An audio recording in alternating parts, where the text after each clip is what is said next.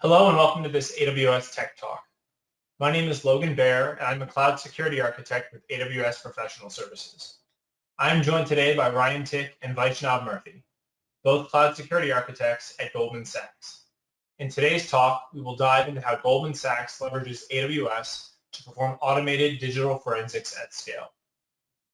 For our agenda, we will start with the learning objectives for today's talk. Then we will discuss why forensic artifact collection is important and some of the challenges incident responders are facing. Next, we will discuss how Goldman Sachs is innovating in this problem space. We will wrap up with some key considerations and lessons learned for those looking to implement similar designs. And finally, we will close with a question and answer. Some key lessons you can hope to take away from today's talk include the importance of having a predefined digital forensic evidence collection workflow, how to leverage AWS security services, including Security Hub, GuardDuty, and CloudWatch in your solution, and the advantages of using a multi-threaded parallel design to efficiently scale your solution. With that, I will pass it over to Ryan to explain some of the challenges the team at Goldman Sachs faced. Yeah, thanks for that introduction, Logan. So before we get started, I wanted to discuss our problem statement a little bit.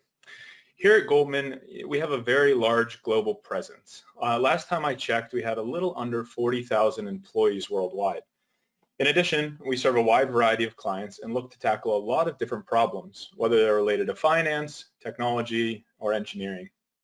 So the first challenge that we looked to tackle when we started building this firm-wide evidence collection solution was the scale at which we operate. We have a very large presence in the public cloud and truly operate at a planetary scale. Specifically in AWS, we have over 3,000 AWS accounts, and we span 3 different organizational units. And these accounts and OUs, though, have a broad range of configuration requirements that are necessary for teams to be successful. So for example, our Marcus team that worked with Apple to develop the Apple credit card may have a public cloud requirement that's different than our transactional banking team. Another good example of this is that our development OU does not have the same requirements as our production OUs. So our solution needed to be flexible enough to be able to accommodate these differences. Next, we onboard new accounts daily. So our solution needed to be able to handle that growth and allow for frequent change. And lastly, it's a lot easier to scale technology than it is people. And this is going to be a reoccurring theme that we discussed throughout the presentation. Vaishnav was able to pull some great metrics about the time saved leveraging this automated workflow. And it really boils down to the fact that a human can only do so much work, whereas technology can be leveraged in a parallel state workflow to accomplish a gross amount of work in very little time. But more on this to follow later. The next problem that we needed to review was that if you've worked in the cloud, you know that there's an abundance of data to consume. And the same is true from a security perspective. To the first point there, we consider cloud-native data sources, specifically AWS. Our solution looks at AWS Config and CloudTrail, probably 2 of the most well-known data sources. But it also looks at VPC flow logs, it looks at new Macie S3 data events, GuardDuty findings, CIS security checks, and foundational best practices as well. So our solution looks at all these different data sources, and without spoiling the next slide, we compile all these sources in AWS Security Hub. And we'll deep dive on this in a sec, but Security Hub offers us a lot of flexibility to integrate with new data sources and standardize them with the AWS security finding format. As an additional benefit, leveraging Security Hub allows us to easily integrate with third-party solutions, such as maybe your antivirus solution, maybe you have an IDS, an IPS, or an endpoint detection and response and EDR solution. All of these tools have different benefits and can offer great detection capabilities to trigger our collection workflow. And having Security Hub at the heart of our solution really allows for seamless integration. And lastly, if you worked in incident response before, you know how critical it is to have a very low mean time to detect and a mean time to respond. Our solution is 100% cloud native, allowing for a bunch of great SLAs that we can take advantage of from the AWS side. We use the AWS backbone network almost entirely, so everything is done quickly and securely over VPC endpoints. And we have CloudWatch alarms that monitor various metrics to help ensure that our detection time and our response time is something that we're comfortable with. Thanks, Ryan. So just to talk about our solution in slightly more detail, as Ryan alluded to in the last slide, at the heart of our security monitoring solution is AWS Security Hub. And we use this solution for a couple of important reasons. Security Hub enforces a common finding format called the Amazon Security Finding Format on all findings ingested into Security Hub. This really allows us to seamlessly onboard a variety of detection sources without investing a lot of tech debt in developing complex extract, transform, and load workloads. Secondly, Security Hub utilizes a very helpful master member pub submodel. This replicates findings created in monitored accounts to a centralized master account. And this allows us to have the bulk of our infrastructure in a dedicated security account that is controlled by our cloud security team. Security Hub is tightly integrated with CloudWatch events, which we take advantage of to create an event-based detection, enrichment, context gathering, and remediation workflow. Every time a security finding is created in Security Hub from any of the sources listed on the slide here, so CloudTrail, Config, GuardDuty, Macie, and third-party integrations, a CloudWatch event rule picks up the CloudWatch event generated and triggers a step function that orchestrates the enrichment, auto-remediation, and reporting to appropriate stakeholders in the firm. But we'll get into that in a little more detail in the next slide. As discussed in the last slide, when a security event is detected from one of our myriad of detection sources, we ingest it into Security Hub either at the member account level for native integrations, so for example, GuardDuty, Macie, and CIS findings, which then makes it over to our master account through the pub sub-architecture, or at our master account directly via an integration lambda for non-native integrations, so for example, CloudTrail and Config. Once the finding is created in Security Hub, a CloudWatch event is created, which is captured by a corresponding event rule, which then triggers our enrichment and orchestration step function. This step function coordinates enrichment and context gathering from various sources. For example, our deployment database, which adds context about the particular business unit, account owner, its production status, etc. At every stage, context is added to the original finding into the user-defined field of the Security Hub finding via the batch update findings API. We then use the context gathered to ensure that this finding generated wasn't a false positive. If it is a true positive, the finding is then escalated to the appropriate stakeholders in the firm or auto-remediated. And this is where the evidence collection solution that we built comes in. It's actually part of a larger initiative that we have underway here at Goldman, which is the detection and enrichment workflow that Vaishnav just talked about. But for the sake of today's talk, we're mainly concerned with some response actions. So after we've detected a potential security event, we'll want to kick off our disk collection process and our memory collection process. Before we go any further, though, let's set the scene a little bit and sort of work through to tell a story here. So on the right side of the screen, I have an example GuardDuty finding that could fire in an AWS account if you have GuardDuty enabled. Now, unless your company actually mines Bitcoin to make money, this is probably a finding that you're not going to want to see. This finding is stating that one of your EC2 instances is communicating outbound with a known Bitcoin-related IP address. And you'd be surprised how common this is in the wild. Prior to Goldman Sachs, I was a digital forensics and incident response consultant for a handful of years. And during that time, I worked on hundreds of different engagements and helped clients all around the globe respond to different types of cyber events, ranging from ransomware to nation-state actors, and also some Bitcoin miners. And if you're not familiar with what a Bitcoin miner is, that's fine. It's a piece of software that attackers can install or run on an instance that will work to verify Bitcoin. And by verifying Bitcoin, you make money. So the more you verify, the more money you make. Now, this talk isn't centered on Bitcoin, but just so you know that a Bitcoin miner has a legitimate purpose, but like many other things, that purpose can be abused. And an attacker can do this pretty easily. If an attacker is looking to make monetary gain, most of them are going to do this as quickly as possible. So right when they get hands on keyboard, they're going to have automated scripts to download Bitcoin miners that work on making them money quickly. And I've actually seen this happen a lot in the cloud, where companies maybe aren't as mature as they should be when it comes to detection and monitoring. So if the attacker is able to determine that they're on an AWS EC2 instance with an open security group and an open VPC configuration, then they can download a Bitcoin miner and get to work. Depending on the instance profile attached to the instance, Maybe the attacker will actually spin up new EC2 instances to accomplish this and aid in their Bitcoin mining activities. And unlike you and me, the attackers aren't necessarily concerned with the price of the instance because they're not the ones paying the bill. So maybe they spin up a bunch of super large graphic instances, say G3 instance class types, which have a large GPU, which will aid them in Bitcoin mining, but will cost you a lot of money. And before you know it, they've racked up a six-figure bill in your AWS account. So this is kind of the attack scenario that I wanted to outline on this slide before we talk about why it's important to capture disk and memory evidence. And we'll try to use this scenario to ground a lot of our discussion and explanations further along in the deck. But I realize that not everyone watching this talk practices digital forensics and incident response on a daily basis. So let's back up a second and discuss the importance of disk evidence and memory evidence and how they would relate to the Bitcoin mining incident that we just discussed. So when we talk about disk evidence, we're talking about a point-in-time copy and a byte-for-byte copy of all EBS volumes attached to an EC2 instance. Once you have that forensic copy of disk, you can treat it like your traditional host-based investigation. So if this were a Windows system, maybe you would look at the MFT, you can look at the shim cache, the AM cache, etc. A lot of good forensic artifacts to start to answer questions such as, how was the Bitcoin miner actually installed or executed on the system? Doing a root cause analysis is always important. So maybe you want to look at evidence to determine how the Bitcoin miner actually got on the system in the first place.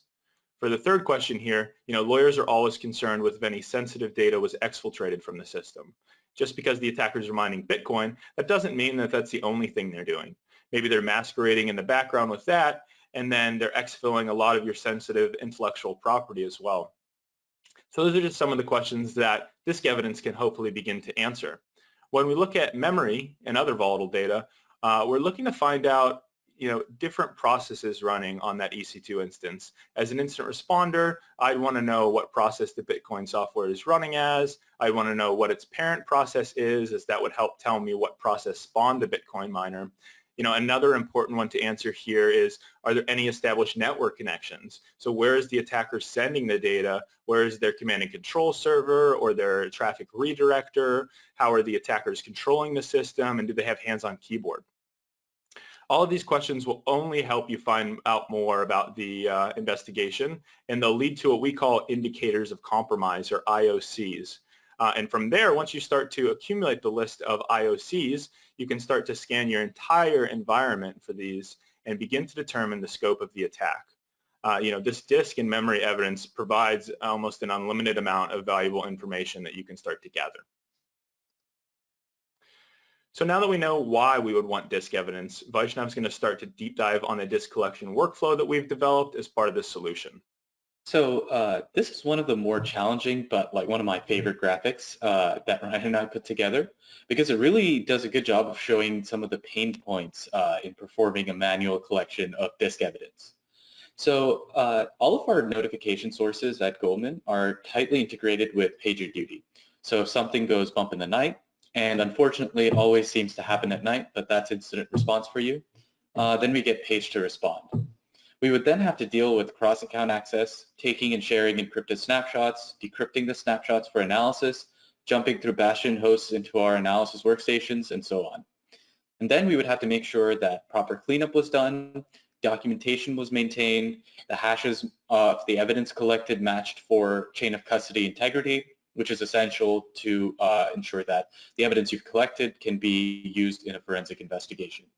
We will get into this a little more detail in a few slides, but this process was not very efficient from a time perspective, but also from a cost perspective. So our infrastructure was always running. By infrastructure, I mean our bastions and analysis instances. Therefore, we were paying for resources we weren't using at times. This was a trade-off that we were okay with because we prioritized speed over cost, but it definitely was not the most efficient solution. So as this much cleaner graphic shows, our automated process takes away the manual aspects of our previous workflow to make it more scalable, consistent, and auditable. So just to walk through this, firstly, a trigger from guard duty or a third-party integration or a manual input gets fed into Security Hub at the monitored account level. Now, due to this member-master relationship that I discussed previously, the finding replicates to our security account's Security Hub instance. And then following the process that we described earlier, this event goes through our orchestration step function, which adds our various enrichments, and then triggers the sky collect step function. This step function coordinates cross-account access into the monitored account. It creates a snapshot of each volume attached to the affected EC2 instance. It then creates an encrypted copy of that snapshot and shares it back with the security account. Finally, it spins up a collector VM instance, and we'll get into that in a little more detail in a few slides. This instance mounts a volume and then streams a DD, direct dump image, which, as Ryan was talking about earlier, is a byte-for-byte copy of the EBS volume to an evidence S3 bucket, and then shuts itself down and terminates. Lastly, AWS CloudWatch Logs agent is installed on our collector VM instance, which allows us to monitor progress of the collection process. And again, we will discuss why this is so important in a few slides. So here is our orchestration step function, which helps coordinate the various lambdas that assist us during this process, this collection process. And since we're only talking about disk right now, I'll draw your attention to the right side of the diagram. So if we start at the top of the tree, we'll want to actually kick off the create snapshot API calls for each EBS volume attached to the EC2 instance in question. And once we kick that off, AWS will return a snapshot ID that we can query for each snapshot. Just so we're clear, each EBS volume would have its own snapshot and snapshot ID. So we move on to the next state of our step function, which is the check snapshot state. And essentially what we're doing here is we're querying that snapshot ID and waiting for it to return a status of active. And the reason why this design decision was made, why we need this check state function, is because lambdas have a max runtime of 15 minutes, after which a lambda function would exit and return a failed exit status. But for large EBS volumes, it can take a lot longer than 15 minutes to take a complete snapshot. So this check snapshot state allows us to overcome that challenge. Essentially, we have this check snapshot state retrying and reinvoking itself frequently until it returns an active state. And then and only then will it go to the next step. And once we split here and move on to our share snapshot state, we're going to do a lot behind the scenes. We're going to re-encrypt that snapshot with a shared KMS key that is stored in our security account. And we're going to share that with the security account so that the snapshot will live in our security account, where we can manage it and do what we want with it. We'll make use of a check state there, similarly as before, to help ensure that our lambdas don't time out. And then once that snapshot is in our account, we're going to go ahead and create a volume out of that snapshot using an HDD instead of an SD to ensure that our hashes match before and after collection. We'll talk about why we made this design decision of using HDDs in a few slides. And then the last step is where we'll want to deep dive on the next slide, where we're spinning up a custom collection AMI that we created. And we'll pass that volume that we just created as input to this custom collection AMI. And Vaishnav's going to deep dive on that in a second, but before he does, I wanted to point out a few things. So first, our solution leverages both multi-threading as well as concurrent executions. So with multi-threading, we're leveraging multiple threads of Lambda execution so that we're operating in parallel. For example, let's say there's an EC2 instance with 5 different EBS volumes attached. We only have one Lambda function that runs here, but each of those EBS volumes would get its own thread of execution within the Lambda. And all of these happen in parallel. The next point here in a slightly different manner is that we also leverage concurrent execution for our lambdas and our step functions. So for example, with concurrent execution, if multiple instances are compromised all at once, each instance would get its own step function to coordinate everything. So these two things, multi-threading and concurrent execution, they both help with the scale of our solution. So at this point, I'm sure that you're all wondering what exactly the collector VM AMI that we keep referring to is. So basically, the collector VM is a name we've given to our custom AMI that performs the actual collection process. Our AMI is created by a Lambda function that uses the Amazon Linux 2 AMI as the base AMI, and then updates the packages installed and stores the new custom AMI ID in an SSM parameter that is read by our skyCollect step function. To ensure that our image is as secure as possible, we trigger this Lambda every week to ensure that the OS is patched and up to date. In addition, each collector VM instance has a restrictive security groups with no inbound rules and no SSH key associated with it. And this prevents unnecessary access. We also deploy the instance in an isolated subnet with outbound rules only allowing outbound communication to the VPC endpoints, S3, EC2, and CloudWatch logs, which are necessary for our collection process. So the process itself works as follows. So firstly, the last Lambda function of the subfunction that Ryan was talking about spins up a collector VM instance with the volume ID assigned for it to collect as an environment variable. And this is done using the instance user data. User data also runs a script that attaches the assigned volume to the instance. Attaching the volume triggers an incron job that runs DC3DD on the attached volume and streams it to the S3 bucket. So just a quick note about incron for those of you who aren't aware. It's a very useful Linux utility similar to a traditional cron job that allows you to trigger actions based on file system modifications instead of a timed trigger. When you attach a volume to a Linux EC2 instance, a block device is created in the /dev directory, which we then use to trigger the DC3DD job. And DC3DD is our disk collection utility of choice that creates the direct dump image that I was talking about a few slides ago. And we basically use that because of enhanced logging that is available with this process. So while DC3DD is running, a collection log showing the progress of the collection process is streamed to CloudWatch logs. This is very important because, as I mentioned earlier, we have no hands-on keyboard access to the EC2 instance. So we instead use the CloudWatch logs agent to monitor metrics like collection speed, percentage complete, and any errors in the DC3DD process. Once that process is complete, the EC2 instance shuts down, and we have it enabled to self-terminate. So once the EC2 instance shuts down, it self-terminates. Started slide for both the disk workflow section as well as the memory workflow section. And our goal here is to really give you some actionable items to think about if you were to start to build a similar solution. So diving in here, the first point reiterates that our solution leverages both multi-threading and concurrent execution. We've discussed both of these earlier, but these allow our solution to scale with ease. Next, you need to determine if you want to perform a full disk collection and capture everything that is on the disk, or if you want to perform a targeted triage collection. A full disk collection may be more complete, but a triage collection is going to be much faster as it only captures the main files needed to perform an investigation. So there are trade-offs there. For the third point, we wanted to point out that we're streaming the disk evidence directly to S3 as we capture it.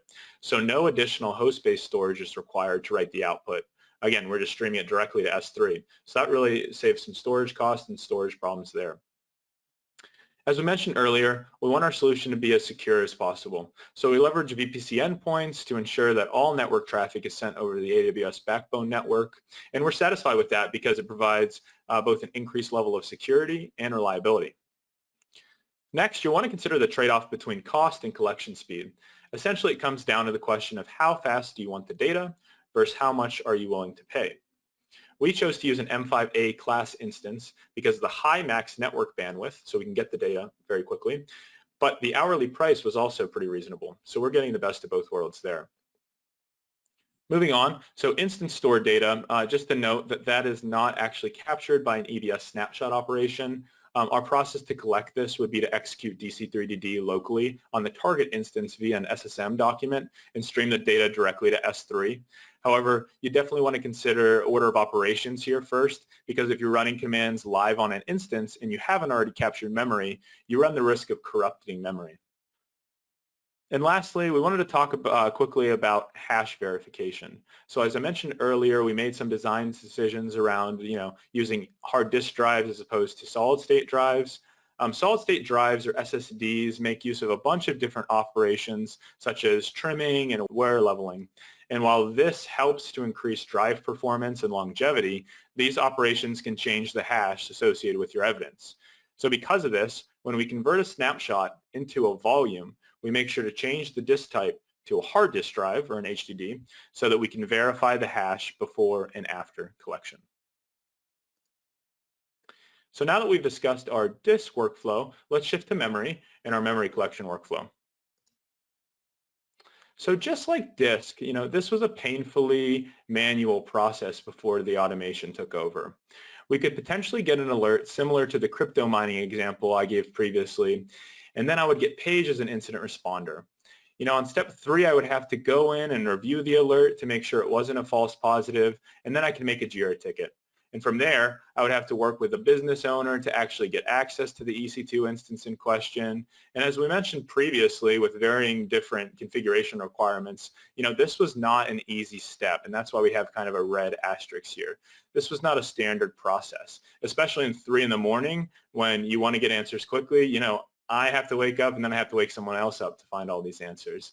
But once I finally got access to the instance, I would have to figure out how to stage my memory collection tools while making the least amount of changes possible to the current environment. I would run a memory collection tool in step 6, and then if it was a Linux system, I would have to go ahead and actually build the custom memory profile with the system map file and the door file. And after that, and only after that, I might have to update the VPC that the instance is running in and make sure that I have the appropriate level of network access to write the evidence to an S3 bucket. Maybe I'd have to update the instance profile on the instance as well. And then once those changes were made, I could begin to move the evidence to an S3 bucket. I would then do some level of verification to make sure that the collected evidence was good to go. And then after that, I would delete the memory dump from the target instance. I would delete the memory capture tools.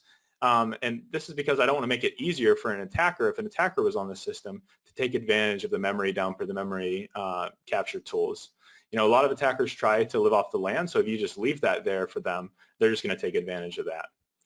And lastly, I would have to revert all changes that I made to the environment, including the instance and the VPC, making sure I don't do anything wrong so I don't cause an outage.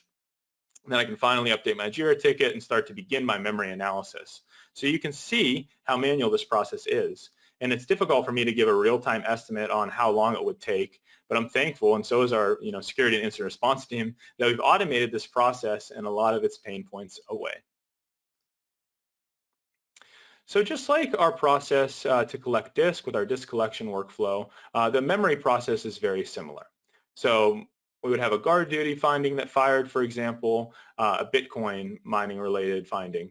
And it would generate a finding that we would want to investigate, and it would insert itself into Security Hub in the member account where the finding took place. And as Vaishnav had talked about earlier, because of the master-member relationship, the finding would replicate itself into the Security Hub master account in our security account. And from there, we would leverage CloudWatch events and event rules to filter down which events we would want to collect memory for. For example, if guard duty fires on an anomalous API activity from a user, obviously we don't want to collect memory there because it doesn't involve a compute-based resource, an EC2 instance. So this event rule allows us to filter down which alerts actually we want to triage and collect memory for. And from there, we kick off our step function, which we'll show in a second. And that step function would coordinate the actions needed to access the compromised instance via SSM documents and perform that memory collection. So at this stage, it's important to reiterate that while it's always beneficial to an incident response analyst to have memory evidence to analyze, it can sometimes be a risky proposition to collect. This is because you necessarily have to play with the kernel to collect memory evidence, which could lead to fun situations like blue screens of death.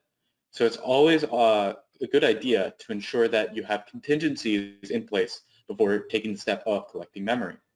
And we have a couple contingencies that we are showing in this diagram here. So the first one is that we do not kick memory collection off until we have successfully created snapshots of all the volumes attached to the EC2 instance. This is for a couple reasons: to ensure that we do not have contaminated disk evidence, and also that we don't run into situations where we miss out on collecting, say, the root volume because our memory collection caused the instance to crash and terminate. The second contingency is that we do not automatically kick off this memory collection unless the instance is in an auto-scaling group. The last thing we would want to do is bring down a production workflow. So that's why we don't take this step automatically unless the workflow can self-heal in an auto-scaling group, in the case that we crash the instance. If the instance is not in an auto-scaling group, we don't perform this collection unless a force flag is set. And this force flag is reserved for critical incidents with sign-off from the business unit stakeholder. Once we collect memory and verify that we can indeed parse the image, As Ryan was saying, we want to make sure that we can parse the image before shutting down the EC2 instance. Then we isolate the instance. So we attach a restrictive security group to the instance and stop it. So you might be asking, why stop the instance if a restrictive security group is attached? This is to ensure that tracked connections, which can last for up to 5 days in the case of TCP tracked connections, as well as untracked connections are killed. And we'll get into what this means in a few slides. So a few things to consider when building out your own memory collection workflow. Firstly, similar to the disk capture workflow that Ryan was talking about, it's important to consider streaming your memory capture directly to S3. This would save both on storage as well as time to finish the collection. While doing this, it's also important to ensure that you have the expected size flag while streaming to S3, because this flag is required for all objects greater than 50 gigabytes. If you're collecting memory for an EC2 instance with a large RAM, you'd want to make sure that you have this expected size flag.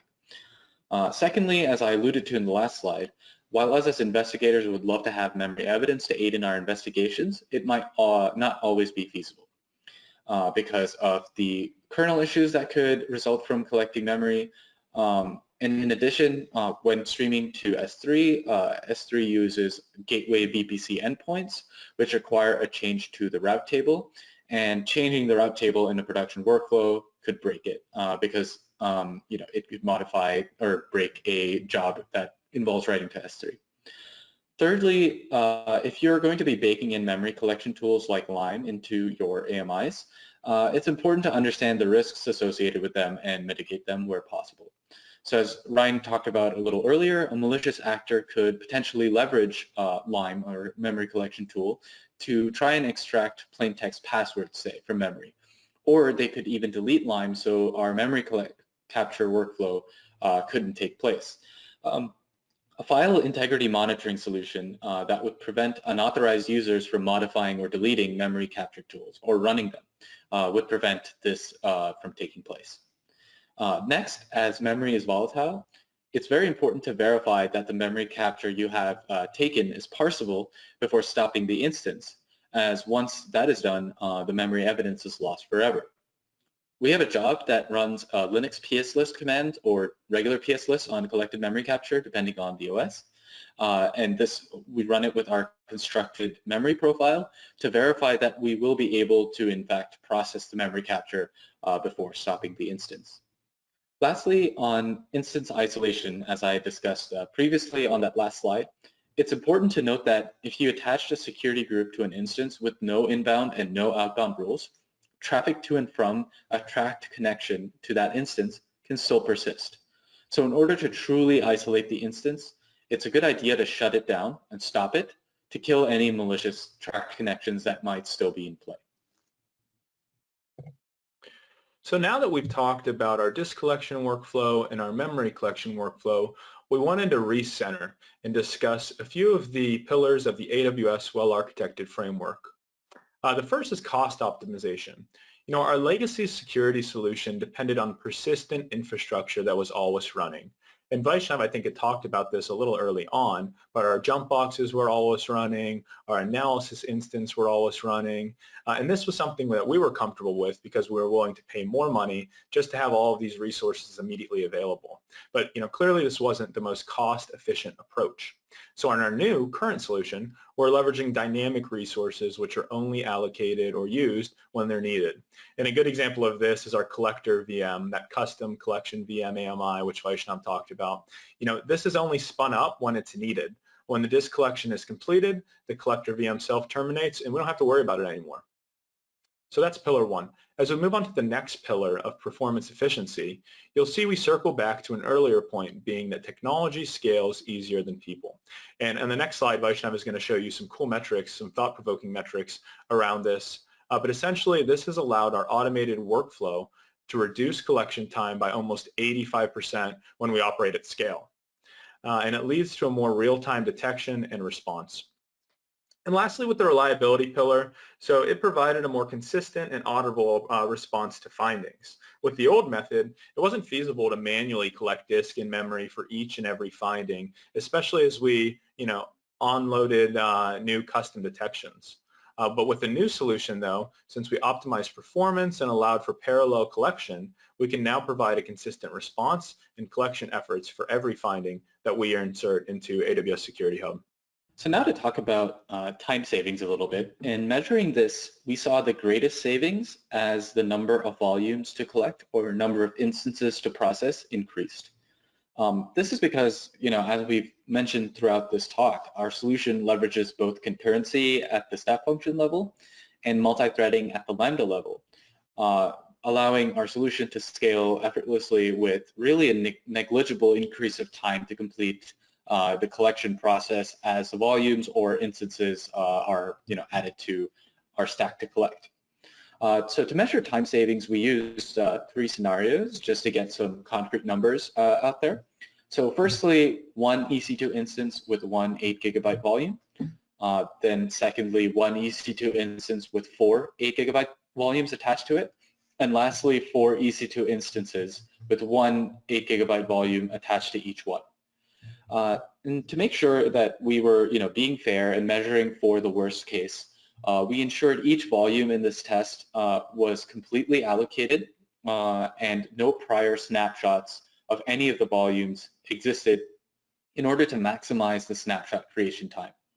Our automated solution, as you can see in this slide, stayed fairly consistent at around 11 minutes end to end, and this is basically from the time that the step function was invoked to process the instance to the time where the evidence was available in our evidence S3 bucket. Our manual workflow, and this was myself just acting as an analyst doing this same process manually, it was fairly close for the first scenario, as you can see, 15 minutes versus 11 minutes, but then clearly got less and less efficient the more volumes and instances were added to the collection scenario. And this is basically because of the context switching required as well as the documentation needed for each volume. And in addition, a thing to consider is a human analyst could vary in terms of performance based on how new they are and how familiar they are with the process, how many mistakes they could make if they're new, or the collection process happens in the middle of the night, like we were talking about a little earlier. And these factors basically would make the total time to complete this process even longer. Vaishnav, those are some fascinating numbers, and it definitely shows how this solution scales across multiple instantiations. Could you explain a bit more about some of the limiting factors for our manual workflow? Yeah, absolutely. So it really goes back to the point that Ryan made earlier. It's a lot easier to scale technology than people. So the automated workflow can handle multiple volumes and instances at the same time due to the parallel nature of the workflow by leveraging multi-threading and concurrency. A single person really has a soft limit of volumes or instances they might be able to handle in parallel. So in this workflow, say a person could handle even 4 volumes, collecting them and documenting them in parallel. As that number increases past that point, they would really have to switch to a more serial workflow, which would add time. And in addition to that, we would have to factor in context switching between processing the various volumes and mental fatigue, which we don't necessarily have to worry about with our automated workflow. And lastly, an important thing to consider is that this automated process also performs all of the necessary documentation and verification required for a forensically sound collection process, such as recording timestamps of all the commands run, hash verification, and so on, which adds quite a bit of time savings when compared to a person doing all this manually in addition with actually collecting the volumes. Thank you, Vaishnav. That was great. So I just want to close off by summarizing what we've learned today, and then we'll stop for some questions. First, we discussed the challenges enterprises are facing in the digital forensics space and how difficult it becomes to quickly respond across multiple accounts and regions. We reviewed disk and memory collection strategies used by Goldman Sachs. And we presented some data that demonstrated how an automated collection framework scales across multiple instances and accounts much more efficiently than manual collection. We saw that an automated system can process collection requests in parallel, while more traditional systems were serial. This allowed for consistent collection times in the Goldman Sachs design, regardless of the backlog. With that, we would like to take some questions in the remaining time that we have.